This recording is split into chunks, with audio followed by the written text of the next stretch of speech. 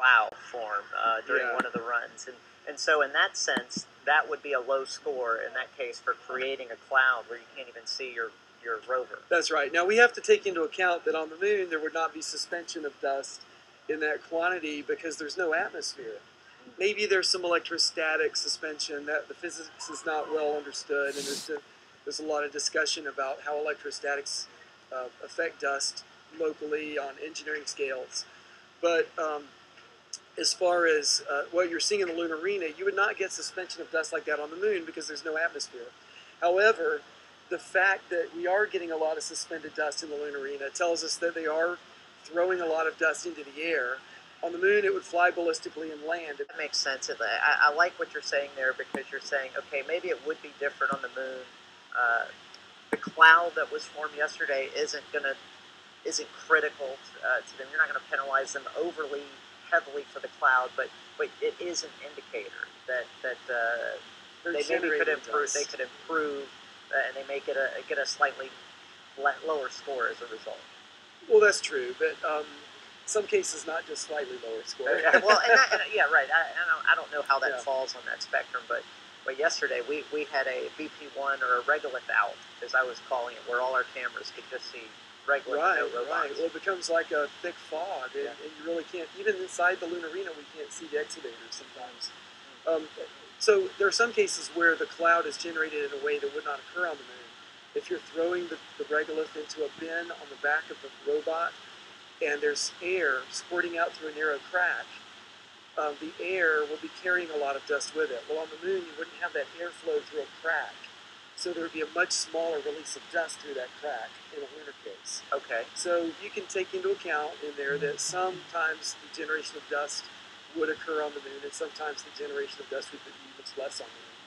Gotcha. We have to take that into account. Yeah, and that's good. No, and I was mentioning we give 40 points based on driving, 40 based on excavating, 40 based on whether it dumps soil onto itself while doing internal transfers from the digger to the hopper, that sort of dumping on itself. And the last 20 points is awarded based on how it dumps into our hopper for score. You can dump more cleanly or more messily, but it's impossible to dump it completely cleanly, and so there's only 20 points for that last category. Gotcha. Well, no, that's important, very helpful. But I just want to remind the audience what's really cool is you're here as a volunteer, but when you leave this, your day job is not to go do something radically different. You're actually working in this field. Now, have you talked to any of the students about their designs and told them how beneficial it is? I try to make a point after every run. Since I am a regolith judge and I'm in the lunar arena most of the time, other than right now, I'm right there watching and I'm taking notes. And so I make a point after every run to come out, take off my suit, and talk to the students. And I give them helpful hints, help them. Sometimes they're very disappointed because they didn't perform as well as they hoped.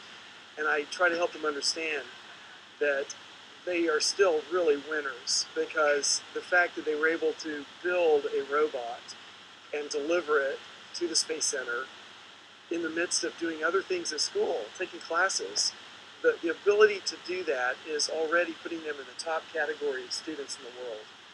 And so I help them to understand that sometimes in the space program you have hardware failures, and that's understandable. Don't take it too hard. The fact that they built a rover that worked and brought it here is amazing in itself. And then I also try to point out the features of their rovers that were outstanding. So, that's good. Because I tell you, when you look at those different designs, like yesterday I was totally overcome by Florida's walking robot. That just amazed me.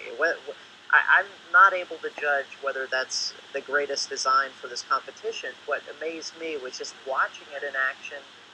It didn't look like it could do the job, and it did. And to me, that's just amazing to see. And I love their robot. I want to now go to engineering school and figure out how to make that work. So yeah, well, I'll tell you, as judges, we loved it too. It was fun to watch, and we were cheering when it was over. They got a standing ovation both inside and outside the lunar arena. Everybody was clapping and cheering.